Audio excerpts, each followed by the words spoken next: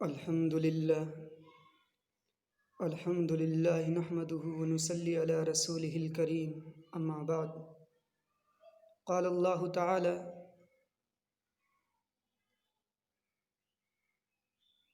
هو سماكم المسلمين وقال النبي صلى الله عليه وسلم لا تزال طائفة من أمتي يقاتلون على الحق۔ بہت ہی عزت کے مستحق قابل قدر میرے عزیز دینی ایمانی بھائیوں، قرآنی آیت اور پیارے رسول صلی اللہ علیہ وسلم کی حدیث کو دیکھ کر آپ کو مفہوم سمجھ میں آ گیا ہوگا کہ میں آج آپ کے سامنے کس تعلق سے بات کرنا چاہتا ہوں۔ میرے عزیزو، مسلمان بالکل بربادی کے دہانے پر جا رہا ہے۔ مسلمان کو اپنی زندگی کی بالکل بھی پرواہ نہیں۔ ہمیں آخر کب ہوش آئے گا؟ ایک طرف ملک میں دن بدن لنچنگ بڑھتی جا رہی ہے، اکیلے اور نہتے مسلمان کو دیکھ کر بھگوا گنڈے اس طرح جھپکتے ہیں جیسے کہ گدھ گوشت پر جھپکتا ہے، یا آسمان میں اڑنے والی چیل نیچے مرغی کے بچے کو چگنے والے جو زمین کے اوپر چگ رہا ہوتا ہے اس کے اوپر جھپک کتنی مارتی ہے، اس طریقے سے مسلمان کے اوپر بھگوا گنڈے لگے ہوئے ہیں۔ اب تک اس لنچنگ کا سینکڑوں نہیں بلکہ ہزاروں بچے، بوڑھے، نوجوان شریک ہیں، اور ان سب کے پیچھے حکومت کی نہ صرف ڈھیل بلکہ اس کی مدد بھی شامل ہے۔ حکومت اس معاملے میں بالکل لگی ہوئی ہے ان کے ساتھ، لیکن مسلمانوں کو ابھی عقل سلیم نہیں آ رہی۔ مسلمان بالکل بھی تدبر نہیں کر رہا، مسلمان اس معاملے میں بالکل بھی غور و فکر نہیں کر رہا۔ میرے عزیزو، مگر اس سلسلے میں ہمارا معاشرہ اتنا پیچھے جا رہا۔ یاد رکھنا، اگر تم نے ظالموں کے خلاف آواز نہیں اٹھائی، اگر تم نے ظلم کرنے والوں کے خلاف آواز نہیں اٹھائی، تو ایک دور وہ آئے گا کہ تم بھی بربادی کے دہانے پر بٹھا دیے جاؤ گے، تمہیں بھی ذلیل ہونا پڑے گا۔ میرے عزیزو، آج ہم ان کے خلاف آوازیں نہیں اٹھا رہے، یہی وجہ ہے کہ یہ بلندی پر چڑھتے چلے جا رہے ہیں، یہ ترقی کرتے چلے جا رہے ہیں، ان کے خلاف کوئی مقدمہ درج نہیں ہوتا۔ میرے عزیزو، مسلمان ہر طرف سے برباد ہے۔ دوسری طرف ہمارے قوم کے مسلم لیڈراں، ہماری قوم کے علماء اگر حق بولنے پر آتے ہیں تو انہیں جیلوں کے اندر ڈال دیا جاتا ہے، انہیں جیل کے اندر پرا دیا جاتا ہے، اور اس پر ہی بس نہیں ہے بلکہ NSA کا مقدمہ لگا کر اس کو دیش دروہی بنا کر جیل کے اندر ڈال دیا جاتا ہے۔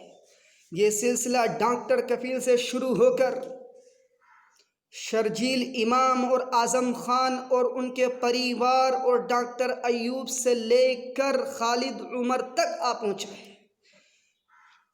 اور اس پر ہی بس نہیں بلکہ دہلی کے اندر جو فساد ہوئے تھے، دہلی کے اندر جو فسادات ہوئے تھے، اس میں مسلم لوگ مارے گئے تھے، مسلم لوگوں کے گھروں کو اجاڑ دیا گیا تھا، اور آخر میں مقدمے میں پھنسنے والے بھی مسلمان تھے۔ میرے عزیزو، یہ ایک چال چلی جا رہی ہے، یہ کیسا پلان چلا جا رہا ہے؟ ہمارا مسلمان اس پر غور و فکر کیوں نہیں کر رہا؟ یاد رکھو، جس وقت CAA اور NRC کے تعلق سے احتجاج شروع ہو رہے تھے، جن لوگوں نے اس کے خلاف آواز اٹھائی تھی، پیش رہے تھے اور حکومت کے خلاف آواز کو بلند کیا تھا، آج ان لوگوں کو اٹھا کر جیلوں کے اندر ڈالا جا رہا ہے تاکہ ان لوگوں کی وجہ سے اگلے لوگ عبرت پالیں۔ یہ لوگ اگر آواز اٹھائیں گے تو دوسری قوم میں جذبہ آئے گا، ان کی نسل میں جذبہ آئے گا۔ اگر ہم ان کو قید کر کے رکھیں گے تو یہ خود بخود نیچے بیٹھ جائیں گے۔ میرے عزیزو، لیکن آج ہمارے مسلم قوم کو کیا ہو گیا؟ ہمارے علماء کو کیا ہو گیا؟ آج بھی اپنی سندوں پر بیٹھ کر آج بھی اپنی کرسیوں پہ بیٹھ کر، آج بھی مسجدوں کے ممبروں پر بیٹھ کر، مسجدوں کی محراب پر بیٹھ کر، اپنی خانقاہوں میں بیٹھ کر امن کا گیت گانے کی کوشش کر رہے ہیں کہ مصلحت کا گیت ہو، مصلحت کی باتیں ہوں۔ میرے عزیزو، ایسا نہیں چلنے والا۔ کہاں تک مسلمان برداشت کرے گا؟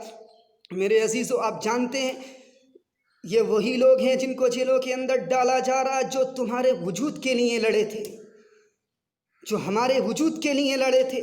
اگر آج ان کو جیلوں کے اندر ڈال دیا جائے گا تو کل ہمارے حق میں آواز اٹھانے کے لیے کوئی بھی نہیں بچے گا، کل ہمارے لیے کوئی بھی آواز نہیں اٹھائے گا۔ اگر ایسے نازک وقت میں ہم نے ان کا ساتھ نہ دیا، ہم نے ان کی آواز میں آواز نہ ملائی، تو کل ہمارے ساتھ بھی یہی معاملہ ہوگا۔ آپ جانتے ہیں یوگی حکومت نے ایک ایسی فورس تیار کر دی جو بغیر کسی وارنٹ کے، بغیر کسی جرم کے لوگوں کو اٹھائے گی اور جیل کے اندر ڈال دے گی۔ اس کا نام کیا ہے؟